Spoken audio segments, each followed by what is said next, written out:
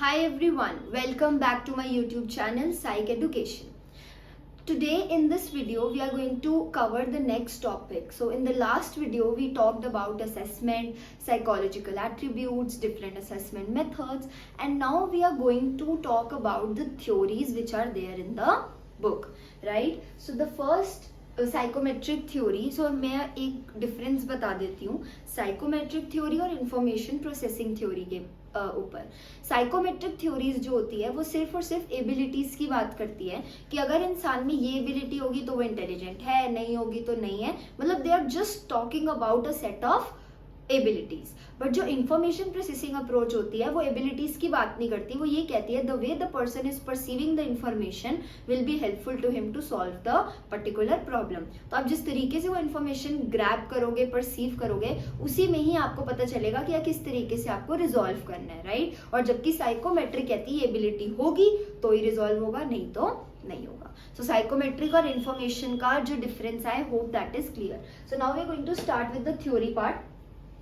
First हमारी psychometric theory जो आती है दैट इज यूनी और वन फैक्टर थ्योरी. नाम ही बोल रहा है वन फैक्टर थ्योरी, मतलब एक ही सेट ऑफ एबिलिटीज होगी. इसमें लिखा हुआ है वन सेट ऑफ एबिलिटीज. तो यूनी और वन फैक्टर थ्योरी ये बोलती है, ये दी थी अल्फ्रेड बिनेट ने. और अल्फ्रेड बिनेट ये बोलते हैं कि जो भी इंसान होता है उसकी जो इंटेलिजेंस है, उसकी जो कैपेबिलिटीज हैं, वो एक ही सेट ऑफ एबिलिटीज पे होती हैं. तो एक ही सेट ऑफ एबिलिटीज है जो वो हर एस्पेक्ट में अप्लाई करेगा to solve the problem. Next theory आती है टू फैक्टर थ्योरी, जो चार्ल्स स्पीयरमैन ने दी थी. उन्होंने बोला कि नहीं, वन फैक्टर नहीं होता, टू फैक्टर्स होते हैं. अब वो टू फैक्टर्स कौन से हैं? जी फैक्टर और एस फैक्टर. जी फैक्टर का मतलब है जनरल फैक्टर और एस फैक्टर का मतलब है specific factor. General factor for example आपका आ गया रीडिंग. अब रीडिंग आप घर पे भी कर सकते हो, आपके ग्रैंड पेरेंट्स को कुछ समझ नहीं आ रहा, आप उनको हेल्प कर सकते हो, बैंक का काम कर सकते हो, स्कूल में तो पढ़ाई करते हो, आगे जाके भी आपको रीडिंग. तो रीडिंग एक जनरल एबिलिटी हो गई जो आप हर जगह लगा सकते हो. लेकिन अगर कोई बहुत अच्छा है सिंगिंग में या अगर कोई बहुत अच्छा है डांसिंग में, तो उसका वो जनरल एबिलिटी नहीं. क्या वो अब पढ़ के रिजल्ट आएगा? क्या वो वहां पे डांस करके दिखा दे तो उसको रिजल्ट मिल जाएगा? नहीं. तो जो डांसिंग, सिंगिंग ऐसी एबिलिटीज होती है वो स्पेसिफिक एबिलिटीज होती है. और जैसे रीडिंग, राइटिंग हो गई, वो जनरल एबिलिटीज हैं जो आप हर जगह लगा सकते हो. So this is what Charles Spearman has said that there are two types of factors, G factor and S factor. G stands for general factor and S stands for specific factor. Now let's understand the third theory, which is theory of primary mental abilities. जो primary mental abilities की हम बात कर रहे हैं, उसने बोला ना एक सेट ऑफ एबिलिटीज होती हैं ना दो सेट ऑफ एबिलिटीज होती हैं. एबिलिटीज जो होती हैं वो कम से कम हमारी जैसे यहाँ पे 7 एबिलिटीज होती हैं जो हर इंसान में होनी जरूरी है और होती भी हैं. तो जो ये थ्योरी है वो दी थी चार्ल्स स्पीयरमैन ने. अब मैं आपको, आप देख रहे होगे यहाँ पे मैं आपको नेम्स भी बता रही हूँ कि कौन सी थ्योरी किसने दी थी.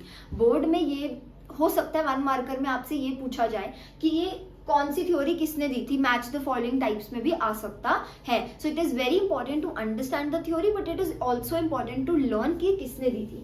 So theory of primary mental abilities जो थी वो चार्ल्स स्पीयरमैन ने दी थी. और इन्होंने 7 एबिलिटीज की बात करी. पहले वर्बल कॉम्प्रीहेंशन, कि आप वर्ड को कितने अच्छे से फ्लुएंटली और फ्लेक्सिबली यूज करते हो और समझते हो. न्यूमेरिकल एबिलिटी, नंबर्स के साथ आप कितने अच्छे हो.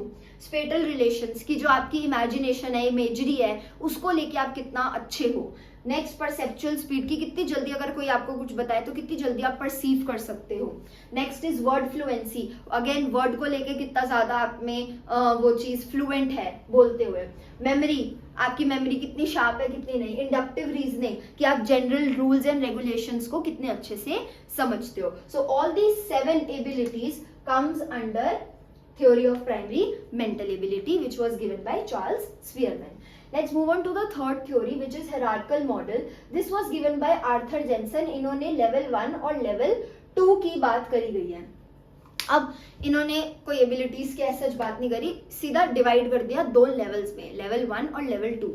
लेवल 1 में आप देख सकते हैं मैंने लिखा है एसोसिएटिव लर्निंग और कॉग्निटिव कॉम्पिटेंस लेवल 2 में लिखा है. एसोसिएटिव लर्निंग मतलब कोई भी चीज जैसे भी है उसको वैसे ही रहने देना और लर्न कर लेना. फॉर एग्जाम्पल ए के बाद बी, बी के बाद सी, सी के बाद डी. 1 के बाद 2, 2 के बाद 3, 3 के बाद 4, ये एज इट इज हमने लर्न करा हुआ है। और हम आगे भी, मेरे जितने भी अगर छोटे भी स्टूडेंट्स हैं तो मैं उनको भी डायरेक्टली यही लर्न कराती हूँ, या आप लोगों के अगर छोटे भाई बहन है तो आप भी उनको डायरेक्टली यही लर्न करवाते होगे, राइट, कि ए के बाद बी आता है, बी के बाद सी आता है, there is no questioning in that. तो अब अगर आप कोई भी चीज रोट लर्निंग कर रहे हो, रोट मतलब रट्टा मारना, as it is without any explanation, तो आप क्या कर रहे हो, लेवल 1 की अंडरस्टैंडिंग से आप एसोसिएटिव लर्निंग कर रहे हो। और अगर मैं कोई इंफॉर्मेशन को समझ के कर रही हूँ कि अच्छा ये ऐसे होता है, ये ऐसे होता है, क्योंकि अब मैं जैसे आपको कोई भी कॉन्सेप्ट करा रही हूँ तो मैं आपको रियल लाइफ एग्जांपल्स दे रही हूँ, तो उस रियल लाइफ एग्जांपल से क्या होगा, आप रिलेट कर पा रहे हैं उस इन्फॉर्मेशन को, राइट। तो अगर आप उस इन्फॉर्मेशन को रिलेट कर पा रहे हैं तो आपको रट्टा मारने की जरूरत नहीं, क्योंकि वो तो आपको समझ आ गई। और जब इन्फॉर्मेशन समझ आ जाती है तो आप कॉग्निटिव कॉम्पिटेंस यूज करते हैं। So Arthur Jensen has given 2 levels, level 1 and level 2. Level 1 is associative learning, level 2 is cognitive competence. Next, the last theory इसके अंदर जो आती है which is structure of intellect model. important है, वैसे तो theories ये सारी important है, but ये पूछी जाती है 2-3 नंबर में दे देते हैं, ये थोड़ी सी बड़ी है। समझते हैं कि जो इंटेलेक्ट मॉडल है ना हमारा, वो उसका स्ट्रक्चर क्या है, वो 3 स्ट्रक्चर्स हैं, बता देती हूँ। ये जो गिवन है which is by JP Gilford, JP Gilford ने ये थ्योरी दी थी, स्ट्रक्चर ऑफ इंटेलेक्ट मॉडल। इसमें 3 चीजें हैं, ऑपरेशंस, कंटेंट्स और प्रोडक्ट्स। पहले इनका मतलब समझ लेते हैं। ऑपरेशंस जो आप कर रहे हैं, कंटेंट जिसको यूज करके कर रहे हैं, और प्रोडक्ट जो रिजल्ट निकल के आ रहा है। सो फॉर एग्जाम्पल ऑपरेशन क्या कर रहे हैं, अभी आप क्या कर रहे हैं, मेरी वीडियो देख रहे हैं, अंडरस्टैंडिंग, परसीविंग, है ना, लर्निंग। और कंटेंट क्या यूज कर रहे हैं, विजुअल भी देख रहे हैं आप मुझे ऑडियो के उससे सुन भी रहे हैं, तो कंटेंट्स हो गया विजुअल और ऑडियो।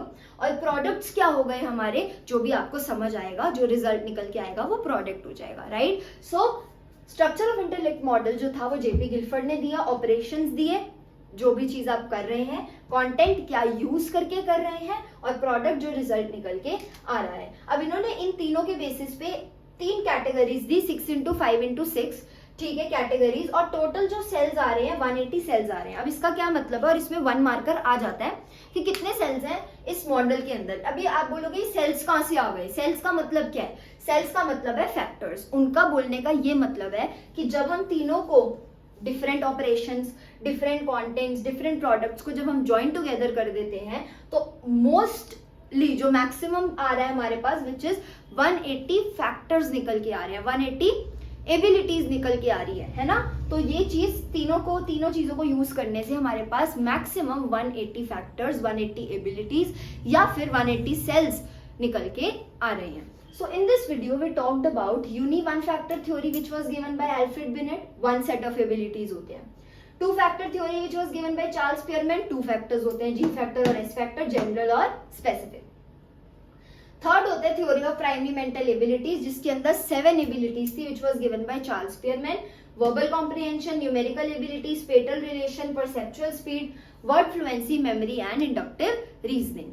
फोर्थ में हमने पढ़ा हायरार्किकल मॉडल है, आर्थर जेनसन ने दिया, लेवल 1 लेवल 2, रट्टा मार के लर्न कर रहे हो तो आपका लेवल 1 हो जाएगा, एसोसिएटिव लर्निंग। और अगर उस इंफॉर्मेशन को समझ के प्रोसेस करके पूरा कर रहे हो तो कॉग्निटिव कॉम्पिटेंस।